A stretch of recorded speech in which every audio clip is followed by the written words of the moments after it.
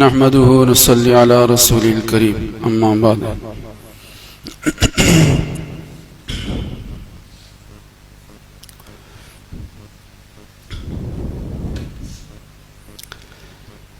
حدیث پاک کے اندر یہ بات منقول ہے کہ الوضوء یکفر ما قبلہ، وضو ایک ایسی بڑی قیمتی دولت ہے کہ اس کو جیسے کرنا چاہیے ایسے اگر آدمی بندے مومن کرتا ہے تو اس کے ما قبل کے گناہ معاف ہو جاتے ہیں۔ یکفر ما قبلہ، الوضوء یکفر ما قبلہ۔ بہت ساری روایتوں میں یہ بات لکھی ہے کہ آدمی جب چہرہ دھوتا ہے تو چہرے کے گناہ، ہاتھ دھوتا ہے تو ہاتھ کے گناہ، پیر دھوتا ہے تو پیر کے گناہ، اور سر کا مسح کرتا ہے تو سر کے گناہ وضو کی وجہ سے جھڑتے ہیں۔ اور گناہوں کی کثرت ہی ایک ایسی چیز ہے کہ جس کی وجہ سے دنیا میں مختلف قسم کے حالات اور پریشانیاں آتی ہیں۔ جو کچھ بھی اٹھا پٹک عدل بدل ہو رہا ہے دنیا میں، یہ گناہوں کی نحوست ہے۔ گناہوں سے پاک ہونے کے لیے جہاں بہت ساری چیزیں ہیں، وہیں ایک چیز جو ہے وہ وضو کا اہتمام ہے۔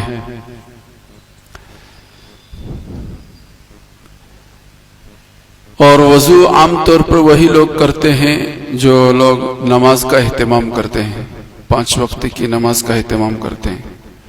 لیکن روایتوں میں بات ملتی ہے کہ صرف نماز کے لیے وضو نہیں کرنا ہے، بلکہ جہاں تک ممکن ہو ہر وقت باوضو رہنے کی کوشش کرنا ہے۔ اللہ کرے کہ میں بھی اور آپ بھی تمام حضرات اس کو سمجھیں۔ وضو کو ہم کوئی اہمیت نہیں دیتے۔ حدیث میں حضور علیہ الصلوۃ والسلام نے فرمایا وَاعْلَمُوا أَنَّ خَيْرَ أَعْمَالِكُمْ الصَّلَاةُ وَلَنْ يُحَافِظْ عَلَى الْوَضُوءِ إِلَّا الْمُؤْمِنُ او کما قال علیہ الصلوۃ والسلام، کہ تمہارے اعمال میں سب سے بہتر جو چیز ہے، عمل ہے، وہ نماز ہے۔ نماز کا اہتمام کرو۔ ہر بندہ مومن کو نماز کا اہتمام کرنا چاہیے، مرد ہو کہ عورت ہو، ہر ایک کو نماز کا اہتمام کرنا چاہیے۔ تو سرکار نے فرمایا ان خیر اعمالکم الصلاۃ، تمہارے اعمال میں سب سے بہتر نماز ہے۔ اس کے بعد سرکار نے فرمایا وَلَن يُحَافِظْ عَلَى الْوَضُوءِ إِلَّا الْمُؤْمِنُ، بڑی بات ہے بہت۔ فرمایا کہ وضو سے ہمیشہ رہنا یہ صرف مومن کا کام ہے۔ جو مومن ہوگا وہ ہمیشہ ہر وقت باوضو رہے گا، اسی کے لیے باوضو رہنا آسان ہوگا جو ہمیشہ جو مومن ہو، اور جو مومن نہیں ہے اس کا باوضو رہنا مشکل ہے، وہ باوضو نہیں رہے گا۔ اللہ کرے کہ میں بھی سمجھوں، آپ بھی سمجھیں، بہت بڑی بات ہے یہ۔ اس کو پھر دوبارہ میں آپ کے سامنے روایت کو پیش کرتا ہوں۔ سرکار نے فرمایا وَاعْمَلُوا إِنَّ أَعْمَالِكُمْ الصَّلَاةَ خَيْرَ أَعْمَالِكُمْ الصَّلَاةَ، تمہارے اعمال میں سب سے بہتر جو ہے وہ نماز ہے۔ اور پھر سرکار نے فرمایا وَلَن يُحَافِظْ عَلَى الْوَضُوءِ إِلَّا الْمُؤْمِنُ، ہمیشہ باوضو وہی رہے گا جو مومن ہوگا، جو مومن ہوگا وہی ہمیشہ باوضو رہے گا۔ ایک روایت الترغیب و ترہیب میں پیش کی ہے، پہلی روایت وضو کے باب میں حضرت جبرائیل علیہ السلام حضور کی خدمت میں حاضر ہوئے اور سوال کیا عمل اسلام کیا ہے؟ تو سرکار مدینہ محمد عربی صلی اللہ علیہ وسلم نے 7 چیزوں کا تذکرہ فرمایا۔ شہادت، اشہد ان لا الہ الا اللہ واشہد ان محمدا عبدہ ورسولہ، اس کے بعد فرمایا نماز، اس کے بعد فرمایا زکوٰۃ، اس کے بعد حج اور عمرہ، اور اس کے بعد فرمایا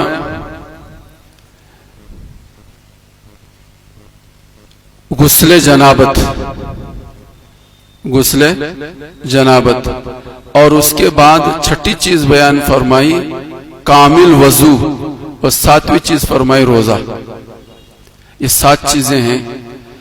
تو حضرت جبرائیل علیہ السلام نے فرمایا کیا میں یہ 7 چیزیں کر لوں تو مسلمان ہوں گا؟ تو سرکار نے فرمایا ہاں مسلمان ہوں گے۔ بہت بڑی بات ہے۔ مسلمان کی فہرست میں شمار ہونے کے لیے کہ ہمارا نام مسلمانوں کی فہرست میں آ جائے، اس کے لیے 7 چیزیں ہیں۔ وہ 7 چیزیں کیا ہیں؟ دل سے اس بات کی گواہی دینا اور زبان سے اس کی تصدیق کرنا کہ اللہ کے سوا کوئی عبادت کے لائق نہیں، اور حضرت محمد رسول اللہ اللہ کے بندے اور اس کے رسول ہیں۔ دوسری چیز ہے زکوٰۃ، اور تیسری چیز ہے حج اور عمرہ، اور چوتھی چیز جو میں نے آپ حضرت کے سامنے رکھی وہ ہے غسل جنابت، اور 5ویں چیز جو ہے وہ کامل وضو، اور چھٹی چیز روزہ، اور نماز۔ ایک چیز دوسری چیز رہ گئی تھی نماز۔ یہ 7 چیزوں میں سے آپ تلاش کریں گے تو ہر وقت ہر آدمی ہر جگہ ہر حالت میں کر سکتا ہے۔ وہ کتنی چیزیں ہیں؟ زکوٰۃ تو وہ دے گا جو صاحب نصاب ہو، حج تو وہ کرے گا جس کے پاس مال ہو، روزہ تو وہ رکھے گا جو مقیم ہو مسافر ہو۔ یہ 4 چیزیں تو کبھی واجب ہو سکتی ہیں، کبھی نہیں ہو سکتی، لیکن بندے مومن پر ہر جگہ ہر وقت ہر حالت میں یہ 3 چیزیں ایسی ہیں کہ جس کو آدمی ہر جگہ کر سکتا ہے اور ہر وقت اس کو کرنا ہے۔ وہ 3 چیزیں کیا ہیں؟ ایک تو یہ ہے کہ دل سے تصدیق کرنا اور زبان سے اقرار کرنا، یعنی اشہد ان لا الہ الا اللہ واشہد ان محمدًا عبدہ ورسولہ۔ دوسری چیز نماز ہے، اور تیسری چیز وضو ہے۔ یہ 3 چیزیں ہیں ہر آدمی کو ہر حالت میں ہر جگہ کرنا ہے اور آسان ہے۔ باقی 4 چیزیں جو ہیں وہ کسی پر واجب ہیں، کسی پر واجب نہیں ہے۔ تو حضرت جبرائیل علیہ السلام نے اسلام کے متعلق حضور سے پوچھا، تو حضور علیہ السلام نے اس کے جواب میں یہ 7 چیزیں بیان فرمائی: کلمہ شہادت، نماز، زکوٰۃ، حج عمرہ، غسل جنابت، کامل وضو اور روزہ۔ یہ 7 چیزیں بیان فرمائی کہ جس نے اپنے آپ کو ان 7 چیزوں پر کھڑا کر لیا وہ مسلمان ہے، وہ مسلمان ہے۔ بہت بڑی چیز ہے وضو۔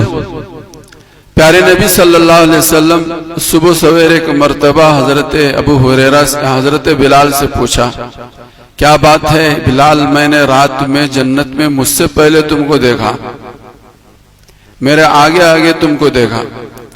تو حضرت بلال رضی اللہ تعالیٰ عنہ نے سرکار کے اس استفسار پر 2 باتیں بیان فرمائی۔ ایک بات تو یہ بیان فرمائی، یا رسول اللہ، کبھی میں اذان نہیں دیتا مگر یہ کہ اذان سے پہلے 2 رکعت نفل نماز پڑھتا ہوں، میرا معمول ہے۔ جب بھی میں اذان دیتا ہوں تو اس سے پہلے 2 رکعت نماز کا اہتمام کرتا ہوں۔ اور دوسری بات بیان فرمائی کہ یا رسول اللہ، کبھی ایسا نہیں ہوا کہ میرا وضو ٹوٹ گیا ہو اور میں بے وضو وقت گزارا ہو، ایسا نہیں ہوا ہے۔ جب بھی وضو میرا ٹوٹتا ہے میں فوراً وضو کا اہتمام کرتا ہوں۔ سرکار نے فرمایا ہاں یہی وہ 2 چیزیں ہیں جس کی وجہ سے بلال میرے آگے آگے تمہارے قدموں کی آہٹ کو جنت میں سن رہا تھا۔ تو ہمارے یہاں وضو کی کوئی اہمیت نہیں ہے۔ وضو تو وہی لوگ کرتے ہیں جو نمازوں کا اہتمام کسی درجے میں کرتے ہیں، اور وہ نمازوں کا اہتمام کرنے والے بھی ہم جیسے لوگ کیسا وضو کرتے ہیں، کیا کرتے ہیں، وہ تو ہر آدمی اپنے وضو کو جانتا ہے۔ لیکن معلوم یہ ہوتا ہے کہ شریعت میں وضو کی بڑی اہمیت ہے۔ پیارے نبی صلی اللہ علیہ وسلم کے تعلق سے یہ روایتوں میں بات موجود ہے کہ کل قیامت کے دن سرکار دو عالم صلی اللہ علیہ وسلم اپنی امت کو جو پہچانیں گے اس کی وجہ یہ ہوگی کہ کل قیامت کے دن آپ کی امت کے ہاتھ، چہرہ اور پیر خوب روشن ہوں گے۔ یہ صرف آپ کی امت کی خصوصیت ہوگی، اور روشن انہی کے ہوں گے جو دنیا میں وضو کا اہتمام کرتے تھے۔ وضو کے اعضاء جو وضو میں دھلے جاتے ہیں یہ دنیا میں تو دھلے جا رہے ہیں، لیکن کل قیامت کے دن ایسا ہوگا یہ نور کی طرح سے چمکیں گے۔ چہرہ بھی چمکے گا، ہاتھ بھی چمکے گا، پیر بھی چمکے گا۔ اس کی چمک کو دیکھ کر حضور پہچان لیں گے کہ یہ میرا امتی ہے۔ اسی لیے علماء نے، بزرگوں نے یہ معمول بنا رکھا ہے کہ وضو میں تو کوہنیوں تک ہاتھ دھونا ہے، لیکن تمہارے عضو کو تم بہت زیادہ اوپر تک چمکانا چاہتے ہو تو ان کے لیے ضروری ہے کہ وہ اپنے گھروں میں وضو کریں، اور بنیان پہ وضو کریں گے تو اوپر تک آپ دھو سکیں گے، اوپر تک ہاتھ دھو سکیں گے۔ تو جتنا اوپر تک آپ دھوئیں گے وہاں تک آپ کا چہرہ، آپ کے ہاتھ جو ہیں کل قیامت کی نہیں چمکیں گے۔ اسی طرح سے چہرے کے دھونے میں مبالغہ کیا جائے، پیروں کو جہاں تک آپ دھو سکتے ہیں وہاں دھونے کی کوشش کریں۔ جتنا آپ دھونے میں آپ اوپر تک بڑھیں گے تو کل قیامت کے دن اتنے اعضاء حضور کے سامنے چمکیں گے، اور اسی کی وجہ سے حضور علیہ الصلوۃ والسلام اپنی امتی ہونے کا پتہ لگائیں گے اور ان کی سفارش کریں گے جہاں ان کو سفارش کی ضرورت پڑے گی۔ تو وضو بہت اہم چیز ہے۔ اس سلسلے میں آپ حضرات کی خدمت میں چند روایتیں پیش کیا جس کو ملحوظ رکھتے ہوئے ہم سب کو وضو کا اہتمام کرنا چاہیے۔ اور ایک روایت میں، مشکات کی روایت میں ہے، اذا استيقظ احدكم من منامه فليتوضا فليستنشر ثلاثا فان الشيطان يبيت على الخيشوم، کہ جب آدمی نیند سے بیدار ہو تو بیدار ہوتے ہی وضو میں اس کو ناک تک دھونا چاہیے، ناک میں پانی چڑھا کر اس کو ناک صاف کرنا چاہیے۔ ناک کے صاف کرنے میں طبی جہاں فائدے ہیں، جیسا کہ ابھی کورونا کی وبا اور بلا یہ چلی، تو اس سلسلے میں ہمارے بزرگوں نے بھی اور سائنسدانوں نے بھی یہ بات رکھی کہ جہاں ڈاکٹرز حضرات اور سائنسدان تو صرف ہاتھ دھونے کو کہہ رہے ہیں، لیکن ہاتھ دھونے سے زیادہ اہم چیز جو ہے ناک کا دھونا ہے، ناک کا دھونا ہے۔ اور ناک کو وہی دھوئے گا جو وضو کرے گا، اس لیے کہ وضو میں ہی ناک کا دھونا ہے۔ ناک میں پانی، یہ خیشم کہتے ہیں اس کو، نرم ہڈی جہاں تک ہے یہاں تک اس کو یہ خیشم کہتے ہیں، وہاں تک پانی پہنچانا اور چھوٹی انگلی کے ذریعے سے اس کو صاف کرنا اور اس کو جھاڑنا۔ جتنے جراثیم ہمارے لیے مضر ہیں، یہ عام طور پر یہ اللہ نے قدرتی طور پر ایسا نظام چلایا ہے کہ یہ جراثیم سب سے پہلے یہاں جا کر رکتے ہیں اور ان کو رہنے کا تھوڑا موقع ملتا ہے تو پھر وہ اس راستے سے، ناک کے راستے سے پھیپھڑوں میں اور جسم میں داخل ہوتے ہیں، دماغ میں پہنچتے ہیں۔ تو وضو کے تعلق سے سرکار مدینہ محمد عربی صلی اللہ علیہ وسلم نے فرمایا کہ جب تم نیند سے بیدار ہو تو سب سے پہلے تم ناک کو صاف کرو، اس لیے کہ شیطان اپنا بسیرا یہی کرتا ہے۔ شیطان کے دل تک جانے کا راستہ جو ہے وہ ناک ہے، ناک ہے۔ اور جب انسان سو جاتا ہے تو سونے کی وجہ سے وہ بے حس ہوتا ہے، بے حس ہونے کی وجہ سے شیطان دل تک نہیں پہنچ جاتا، نہیں جانا اس کا بے سود ہے، بے فائدہ ہے، اس لیے وہ اس کے بیدار ہونے تک وہ ناک کے خیشوم میں ہی اپنا رات گزارتا ہے۔ اگر بندہ مومن صبح ہوتے بیدار ہوتے ہی ناک کو صاف کر لیتا ہے تو اس کے اثرات زائل ہوتے ہیں۔ اگر وہ بندہ مومن وضو میں ناک کی خیشوم تک پانی پہنچا کر اس کی صفائی نہیں کرتا تو شیطان کے اثرات اس کے اندر رہتے ہیں، جس کی وجہ سے اس کے عقل میں اور اس کے دماغ میں سستی پیدا ہوتی ہے، جس کی وجہ سے وہ صحیح نظر سے نہیں دیکھ سکتا اور اس کی وجہ سے اس کے نمازوں میں خشوع اور خضوع پیدا نہیں ہو سکتا۔ کتنی بڑی بات ہے. نماز میں خشوع اور خضوع پیدا کرنے کے لیے شیطانی اثرات کا زائل کرنا ضروری، اور شیطان کے اثرات کو زائل کرنے کے لیے وضو کا اہتمام ضروری. وضو کے اہتمام میں ناک کے اندر پانی پہنچانا جو کہ فرض نہیں ہے، سنت ہے، لیکن اس کا فائدہ علماء نے محدثین نے اس حدیث کی شرح میں یہ لکھی ہے کہ اس کے صاف کرنے سے شیطان کا اثر زائل ہوتا ہے، اور اس کی وجہ سے نماز میں خشوع اور خضوع پیدا ہوتا ہے. اس کی وجہ سے نماز میں خشوع اور خضوع پیدا ہوتا ہے. اور آخر میں جو بات آپ حضرات کی خدمت میں رکھ کر بات ختم کرنی ہے، فضل علی قریشی ایک بہت بڑے اللہ کے ولی گزرے ہیں، بہت بڑے اللہ کے ولی گزرے ہیں. ان کی کھیتی تھی، یہ کھیتی میں ہل بھی چلاتے تھے باوضو، دانا بوتے تھے باوضو، پھل جب اناج اگتا تھا تو کاٹتے تھے بھی باوضو، کاٹ کر لاتے تھے گھر یہ بھی باوضو، اور پھر رات میں میاں بیوی دونوں مل کر اس کو پیستے تھے، آٹا بناتے تھے باوضو، روٹیاں پکاتی تھی گھر والی باوضو. اور اس طرح سے یہ اپنے یہاں آنے والے متوسلین متعلقین کو کھانے کا نظام کرتے تھے. ایک مرتبہ اتفاق ایسا ہوا کہ کھانا لے کر پہنچے، دسترخوان لگا، جو ان کے مرید حضرات پہنچے ہوئے تھے کھانے پر بیٹھے تو حضرت فضل علی قریشی نے آواز دی کہ لوگوں اے فقیرو، وہ اپنے متوسلین کو فقیر سے مخاطب کیا کرتے ہیں، فقیرو یہ بویا گیا ہے باوضو، اس کو پانی پہنچایا گیا باوضو، یہ کاٹا گیا ہے باوضو، اس کا آٹا بنایا گیا باوضو، اس کو پکایا گیا باوضو، کاش کہ تم لوگ باوضو کھاتے اس کو. اس کے بعد پھر فرمایا کہ جو لوگ باوضو رہتے ہیں ان کی روزی میں برکت ہوتی ہے. ایک دیہاتی حضور کی خدمت میں پہنچا اور اس نے کہا یا رسول اللہ مجھے کچھ سوال کرنے. اس نے لگ بھگ 25-30 سوالات کیے. ان سوالات میں سے ایک سوال یہ بھی تھا یا رسول اللہ میں چاہتا ہوں کہ میری روزی میں برکت ہو. سرکار نے فرمایا ہمیشہ بار وضو رہو تمہاری روزی میں برکت ہوگی. حالات پر حالات آ رہے ہیں، پریشانیوں پر پریشانیاں ہو رہی ہیں، روزی روٹی کے دروازے محدود ہوتے چلے جا رہے ہیں، وقت کم ہوتا چلا جا رہا ہے کمانے دھمانے کے لیے.